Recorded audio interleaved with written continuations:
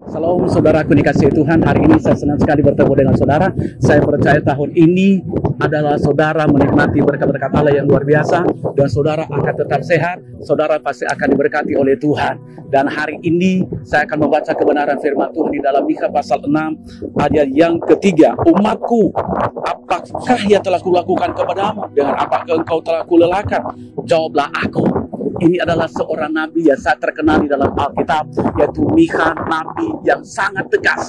Dia tidak kompromi, dia tidak pernah saudaraku kompromi dengan dosa. Dia selalu membongkar dosa-dosa saudaraku dikasihi Tuhan. Dan hari ini umat yang dia pimpin pada waktu itu berkata, dengan apa aku melelahkan Tuhan? Mereka berkata, saya melelahkan Tuhan. Makanya saya berikan judul part yang kedua ini adalah, yaitu melelahkan Tuhan. Mungkin kita berkata, bagaimana saya bisa melelahkan Tuhan? Kalau Allah melelahkan kita. Ya, saudara dikasihi Tuhan, ada beberapa hal yang perlu saya sampaikan kepada kita. Yang pertama, karena kita memiliki hati yang jahat.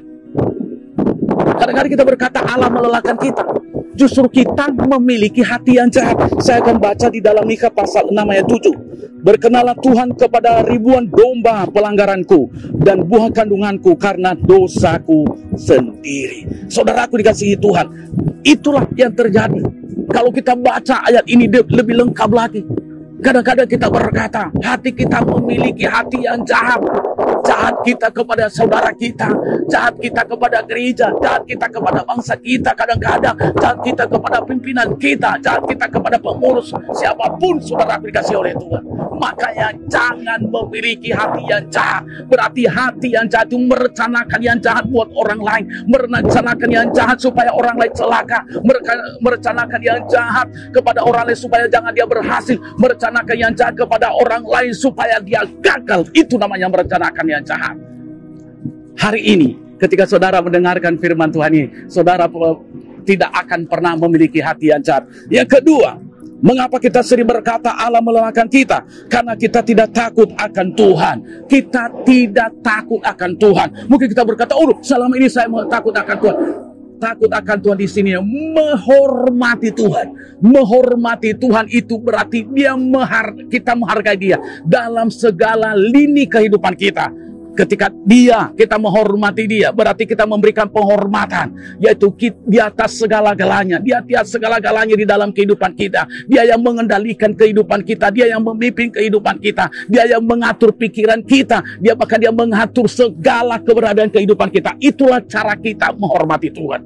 Makanya dikatakan di dalam Mikha pasal 6 ayat 8, hai manusia, telah diberitahukan kepadamu apa yang baik. Dan apakah yang dituntut Tuhan daripadamu selain berlaku adil, mencintai kesetiaan dan hidup dengan rendah hati di hadapan Allahmu?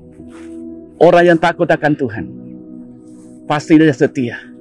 Orang yang takut akan Tuhan pasti dia hidup dalam keadilan. Orang yang takut akan Tuhan pasti rendah hati. Dan yang terakhir di part yang kedua ini, yaitu yang ketiga, mengapa kita sering berkata Allah melelahkan kita? Karena kita tidak mengerti kehendak Allah. Hari ini, mari kita belajar mengerti kehendak Allah. Banyak orang berkata, kehendak Allah gimana? Kehendak Allah itu yaitu melakukan kebenaran firman Tuhan. Kehendak Allah itu kita hidup dalam kekudusan. Kehendak Allah itu kita melakukan bisnis kita, bukan mencari melalui perdukunan. Kehendak Allah itu kita mau kaya, bukan mencari di gunung-gunung yang terkenal, saudaraku, yang keramat. Kehendak Allah itu supaya kita melakukan yang baik. Kehendak Allah itu supaya kita juga lepas dari dosa. Kehendak Allah itu supaya kita tidak sama dengan dunia ini. Kehendak Allah itu, saudara dikasihi Tuhan, supaya kita menjadi berkat bagi banyak orang. Kehendak Allah itu juga supaya kita juga membawa jiwa kepada Yesus. Kalau kita mengerjakan hal ini, saya percaya saudara akan menjadi orang yang luar biasa. Dan kita tidak pernah akan berkata Allah melelahkan saya. Sukses saudara, Tuhan Yesus memberkati. Amin.